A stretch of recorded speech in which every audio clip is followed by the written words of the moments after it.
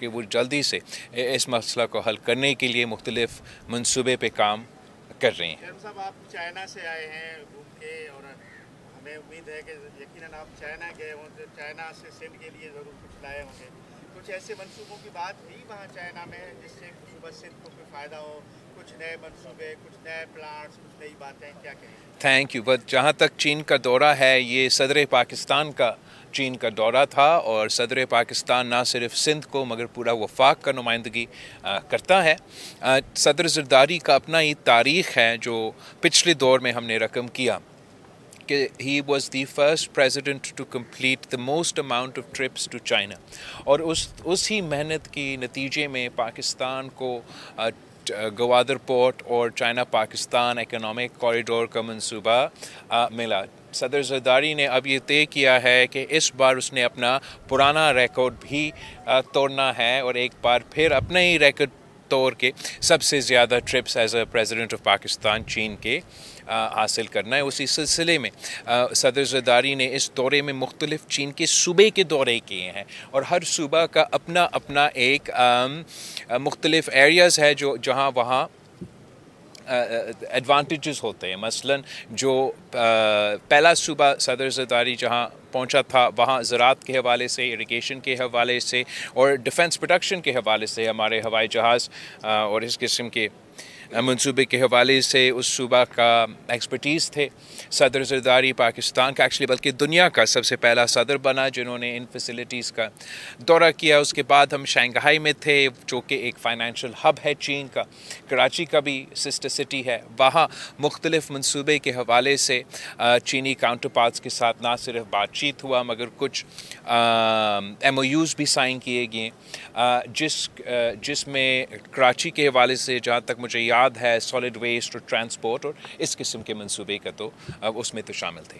अच्छा चंदा, इस वक्त जो बातें इस वक्त चल रही हैं कि एक मरतबा फिर कहीं CM साहब के हवाले से बातें चलती हैं, कैबिनेट के हवाले से, फिर मेयर कराची को लेकर पीपल्स पार्टी का ही हवाले से बातें आप खुद चलाते हो, फिर मुझसे उन पे सवाल पूछते हो और फिर उनको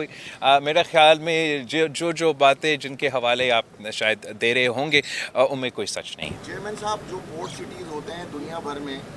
वो एक अहमियत के हामिल होते हैं। आप लाए हैं गवर्नमेंट के वफाक में, लेकिन जिस तरह से कराची को उसका हक मिलना चाहिए उस तरह से कराची को उसका हक नहीं मिल पाता। दो कि पीपल्स पार्टी की गवर्नमेंट कराची में बहुत ज़्यादा बेहतरी के मंसूबे ला रही है, लेकिन मंसूबों के लिए जो पैसा चाहिए होता है वो पैसा वफाक देने को तैयार नहीं। इस पर आपकी कोई बात हुई है वज़ीर आज़म से या कोई आप? मुसलसल पाकिस्तान पीपल्स पार्टी और वफाकी हुकूमत के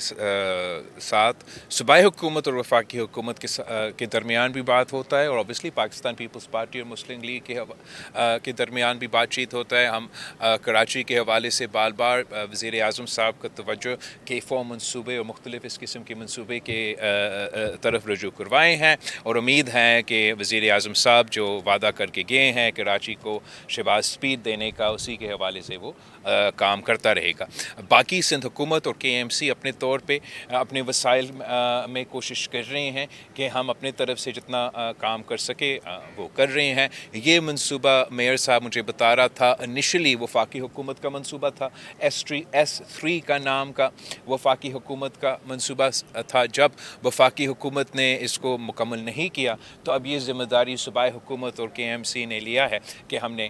इस मंसूबा को मुकम्मल करवाना है और कराची के अवाम को साफ़ पानी पहुँचाना है। ये बता दीजिएगा, विफाक की जानब से ये कहा जा रहा है कि पीपल्स पार्टी के चेयरमैन और दीगर जो उनके वज़रा है वो कह रहे हैं कि आलमी दुनिया से हमें जो है मदद की अपील कर रहे हैं, लेकिन उनको ज़रूरत नहीं है, तो वो आप पे तनकीद भी करते नज़र आ रहा है आपके वज़रा। मैं समझता हूँ कि इस किस्म की कुदरती आफत के दौरान ना सियासत करना चाहिए ना किसी पे तनकीद करना चाहिए। आपने देखा होगा कि किस तरीके से सिंध में मुख्तलिफ कुदरती आफत आते हैं, हम हमेशा सियासत नहीं करते मगर हमारा मुखालिफिन या हमारा साथी, चाहे वो वफाक में हो या किसी और सूबे में हो, हमारा अपना सूबे के क्यों ना हो, वो कोई मौका नहीं छोड़ते सियासत करने का। जहाँ तक सैलाब के सवाल है, ये एक तारीख़ी सैलाब हमारे सामने अभी तक उसके असरात पाकिस्तान के अवाम भुगत रहे हैं। पख्तूनख्वा के अवाम के इसके हवाले से मसला बना हुआ है। गिलगित बल्तिस्तान में काफ़ी लोग मुतासिर हुए हैं। सूबा पंजाब के हवाले से 4.7 million people of Punjab have been affected by this flood, और जो सबसे ज़्यादा मुतासिर हुए हैं वो जनूबी पंजाब के अवाम मुतासिर हुए हैं। ये सैलाब सिंध की तरफ बढ़ता आ रहा है। मैं CM सिंध का, उनकी तमाम टीम का शुक्रगुजार हूँ जिस अच्छा अंदाज से ये इस फ्लड को मैनेज करते आ रहे हैं। सिंध के भी लो लाइंग एरियाज़ को और जो कच्चे के इलाके हैं वहाँ ज़रूर कुछ लोग मुतासिर होंगे। हम वज़ीर आज़म साहब के शुक्रगुजार हैं कि जब मैंने पंजाब का दौरा किया और वहाँ के अवाम ने मुझसे रिक्वेस्ट की कि मैं वज़ीर आज़म साहब से बात करूँ कि एग्रीकल्चर इमरजेंसी और क्लाइमेट इमरजेंसी नाफिज करके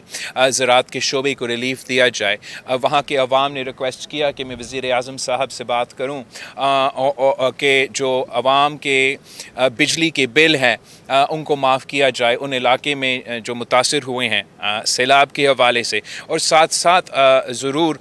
हमने जो पिछले एक्सपीरियंस इसी शहबाज शरीफ साहब की जब हम हुकूमत के इत्तेहादी थे पिछले सैलाब में, तो हमने फ़ौरी तौर पे जब लोग मुतासिर हो रहे थे, रास्ते बंद पड़े हुए, मुश्किल हालात में, उन हालात में हमने बेनज़ीर इनकम सपोर्ट प्रोग्राम के थ्रू डायरेक्टली मुतासिर लोग बलूचिस्तान में, मुतासिर लोग जनूबी पंजाब में, मुतासिर लोग सिंध में, उनको हम माली मदद पहुँचा सके। तो इसलिए मैंने वज़ीर आज़म से बात की, रिक्वेस्ट की। अभी तक उनकी हुकूमत ने बेनज़ीर इनकम सपोर्ट प्रोग्राम को इस्तेमाल करके अपने जो गिलगित बल्तिस्तान के अवाम है, जो पख्तूनख्वा के अवाम हैं, जो जनूबी पंजाब और पूरे पंजाब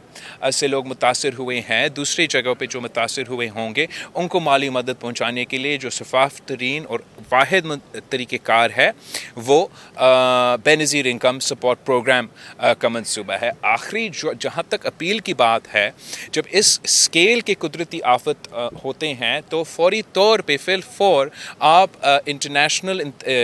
दुनिया में जो इदारे बने हुए हैं उनका मदद लेने के लिए आप अपना अपील लॉन्च करते हैं कि मेरे मुल्क में एक कुदरती आफत आया है, जो टेक्निकल एक्सपर्टीज़ रखते हैं सेहत के हवाले से, मौसमी तब्दीली के हवाले से, नेचुरल डिज़ास्टर का मुकाबला करने के हवाले से, वो तमाम इदारे जिसके लिए पाकिस्तान पैसा देते हैं, हम यूनाइटेड नेशंस के तो मेंबर्स हैं, उसी के हवाले से हम तो कंट्रीब्यूट भी करते आ रहे हैं अपने सोल्जर्स में भी, अपने एनीवे तो हम उन फैसिलिटीज़ का मदद ले सके। अनफॉर्चुनेटली आज तक वो अपील नहीं हुआ है। तो जो इमीडिएट रिलीफ फेज़ में, रेस्क्यू फेज़ में मदद पाकिस्तान को मिलना था, पाकिस्तान को अवाम को मिलना था, पंजाब के अवाम को मिलना था, वो अब तक नहीं मिल सका।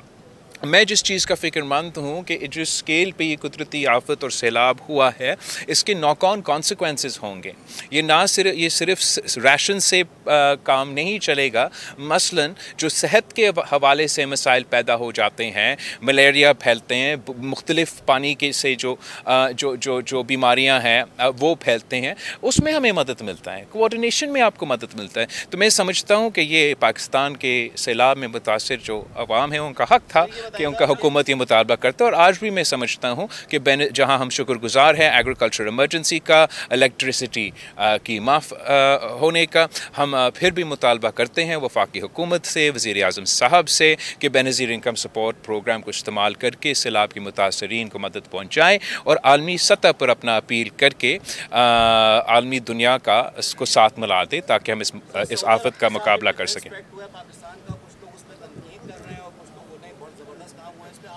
मैंने तो कोई तनकीद नहीं देखा, मैंने सिर्फ तारीफ़ सुना है और तारीफ़ का लायक तो काम है। हर पाकिस्तानी अपना फ़र्ज़ समझता है कि हम मक्का मदीना का दिफा करें, और जिस तरीके से ये डिफेंस पैक्ट साइन किया गया है, पाकिस्तान का अपना नेशनल सिक्योरिटी का हालात को मद्देनज़र रखते हुए जिस तरीके से हमने हाल ही में ये भारत के साथ मुकाबला करके जंग जीता है, तो उस कॉन्टेक्स्ट में मैं समझता हूँ कि ये डिफेंस पैक्ट जहाँ तय हुआ है कि अगर पाकिस्तान पे हमला होगा तो वैसे ही देखा जाएगा जैसे सऊदी अरेबिया में हमला हुआ है, और अगर सऊदी अरेबिया में हमला होगा तो हम ऐसे इस नज़र से देखेंगे कि पाकिस्तान पे हमला हुआ है। मैं समझता हूँ कि दोनों ममालिक के लिए ये एक बहुत पॉजिटिव डेवलपमेंट है और मैं वज़ीर आज़म साहब को, उनकी पूरी टीम को मुबारकबाद देता हूँ कि ये मरहला वज़ीर आज़म साहब ने सऊदी अरेबिया में अभी साइन किया है। अच्छा ये बताइए, इंडिया को हमने जो है बड़ी बुरे तरीके से हराया है, आपने बड़ी अच्छी सिफारतकारी की आपकी वजह से, लेकिन अब इंडिया का क्रिकेट में भी मतलब वो सियासत लेके आ गया है, तो क्या कहेंगे आप? मतलब वो मोदी की सोच वाले क्रिकेटर बन गए हैं जो, इस पर क्या कहेंगे आप? मैं इस पे इतना ही कह सकता हूँ कि हमें सब कोशिश ये करना चाहिए कि जो स्पोर्ट्स है इनको गैर सियासी रखा जाए। अफसोस के साथ आप ये देखते आ रहे हैं, ये पहला एग्ज़ाम्पल नहीं है कि भारत मुसलसल स्पोर्ट्स के साथ सियासत करता है और सियासत की वजह से मुख्तलिफ़ मौके पे जो इवेंट्स होने चाहिए थे वो नहीं हो सके या मुतनाज़ा बने, भारत का किरदार की वजह से, पाकिस्तान की किरदार की वजह से नहीं। Okay, thank you everybody.